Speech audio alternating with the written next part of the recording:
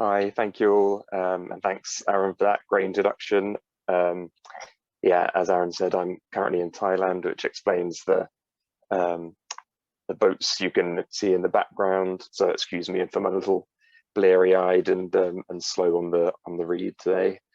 But yeah, I'm really excited to share with you some poems from the Infinite Flood. And I'll get straight down to the first poem in the collection, which is Music for Leaving Our Planet. Let me take you to the doldrums of a Sunday, a bottle of malt in an arm laid slack over our corduroy couch. Let me take you to the carton of a television set crackling in and out of orbit around our lives, and you played a melody that moves forwards and backwards in equal measures. Xylophone quivers like porcelain plates, synthesize rocket fuel into dust, strum aluminium under the temple church organ. Let me take you now through the fields out back, to the gravitational center of Bali, where we can trace the trajectory of the next 7 days above our heads. Can you point out the star where we last saw him, where we last strained our ears for a cautious shudder of strings, cellos echoing through a tentative 3/4 time signature? Let me take you to the last note of our planet, a time when sunlight outpaced us as we readied ourselves for bed. Let me take you to the blue marble of our bathroom mirror and fingerprints of an astronaut's glove sketched in frost on the postbox. You told me it could be any glove, and though most stars have been dead for 1,000 years, we still chase the Milky Way like snowfall, because God didn't that shuttle look just like the model that once hung immobile above my bunk bed? And let me take you last of all to the airfield. Let me take you to the amphitheatre, where the audience creases to your command. Let me take you to ground control, to the orchestra pit. Let me take you to the rostrum, the launch pad, the baton, the switch. And let me take you to 5, ready, 4, engines, 3, ignition, 2, symphony, 1. Thank you. That's an introduction to the world of the Infinite Flood. And I'm going to go straight in with another poem, which is a little bit shorter, and it's called Mercury Fold. Saturn's rings are cheap tricks, planetary witchcraft of the most ancient order. Spin a bucket full of water over your head and see how easily we make science look like both child's play and black magic, how material in motion is the only real deception in the repertoire of an illusionist. A rabbit from a hat, a woman sawn in half, or just the movement of matter from one side of the stage to the other. What lunacy it is then to try to reverse engineer a disappearing playing card, trace the birthplace of life on Mars, or order the dawning of Jupiter's many moons when the galaxy's curtain shows no signs of falling. Thank you. I'm enjoying this. It's been a while since I've sort of read out loud and done stuff in person, and it's good to do a kind of virtual event and see everyone. So yeah, thank you very much for joining. I'm looking forward to hearing everyone else's readings as we go on. So the next poem I'd like to read is actually the oldest in the pamphlet. As Aaron's mentioned, I first started working on these poems at least a few years ago now.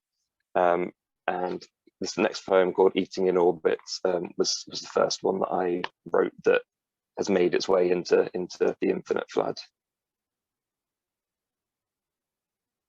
Breakfasting in a solar marble haze, tearing open silver sacks of freeze-dried dinners. We could have tasted every fruit in paradise and still would long to gorge ourselves on space dust. Could have feasted like Romans and begged for bitterness scraped from a canister or distilled into thick white pills. Maybe the moon would shatter our molars like a nightmare. Mars might stick to the sides of your tongue if tried the wrong side of midnight. Midnight, what a concept. Somewhere along the line, we stopped using sunrise to tell the time, lost the novelty of catching squares of chocolate in our mouths 2 minutes after we'd thrown them. Silence for supper, earth for dessert, and lunch at the airlock to oblivion. Thank you.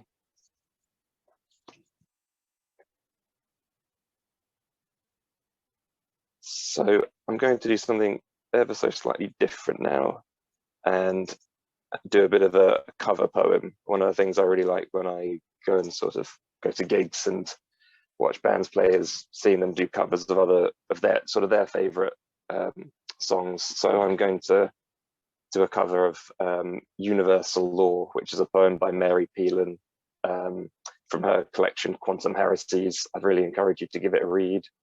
There's sort of loads of influences on the infinite flood, whether that's science fiction films, sort of popular science books on black holes, everything like that. But Mary Peelan's book was one of those as well. So I'd like to thank her for giving me permission to read Universal Law.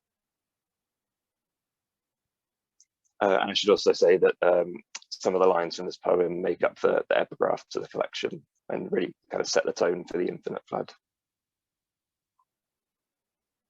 Gravity is the gift of shape, the downhill way we tend to roll. So when the bow begins to break, we know which way to go. Mass is variable, hard to gauge, but G is constant, a glimmering icon, weighty as Grandma P calling down the Lord at bedtime, putting us all to shame. A body at rest remains at rest. It's a law of Newtonian motion. You can trust the math, so hush now and let yourself fall. Lay down your rockabye soul in the unbounded darkness where a billion stellar galaxies unwind their spiraled arms. So thank you for listening to that, and thank you to Mary for giving me permission to read that. I think that's a really beautiful poem.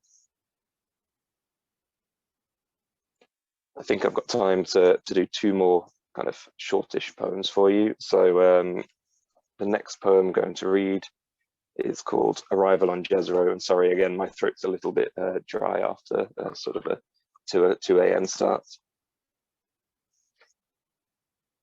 This poem was written during lockdown in the UK, and it's about the Perseverance rover landing on Mars and watching that from lockdown. 18th of February 2021, 8:55 UTC.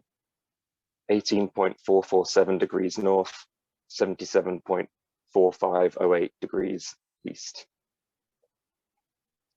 From a distance, the red planet's craters come into focus like giant O's shaken loose from an optician's chart. I pictured you puncturing its atmosphere like a drinking straw pushed through a bubble, but you carve through it softly, a knife along the rind of a tangerine. You're brushing the dust of a different world now, but you'd find Earth a changed place too, and only through you can I escape this room, this TV screen. Don't be scared, secluded ruler of your new kingdom. We too have touched down in an unfamiliar world and have learnt what it means to persevere. Thanks. So I'm going to do one final poem for you, but I'd quite like to sort of read the poem and then leave it there and move on to the next person. So before I do the last one, I'd just like to say a big thank you to everyone for coming and listening. Thank you to the rest of the poets who we're about to hear from. And a big thank you to Aaron and the Broken Sleep Books team for all that hard work. As Aaron said, both editing the poems themselves, putting the pamphlet together. I think this is a really amazing piece of work that they've done. So yeah, thank you to all of you for joining and listening as well. This poem is called Zenith. 746 million miles from Earth, and we've lost all sense of rhythm. The twinkling of starlight still passes through the few windows dotted above us. Between measurements and meals, we snatch brief glances into the yawning of the universe. The further we get from humanity, the greater the peak of human achievement. But now we reach the pinnacle of our existence. A slingshot around Saturn to fling us homewards. It humbled me to watch the dwindling of everything I've ever known. Now dancing is our new mythology, music only the memory of something close to joy. In this stellar silence, I discover a passion for the sounds of car horns and low-flying planes. Out here we pray for the unpredictable, into our shame daydream of catastrophe. There's a moment on the dark side of this gas giant when sunlight ceases to exist, and the cosmos eases its elastic arms into the infinite flood. Father, forgive me, for I couldn't even begin to describe to you the gravity of our situation. Thank you very much for listening. I can't wait to hear from everyone else. And if you liked what you read, what you heard, do pick up a copy of The Infinite Flood. Thank you.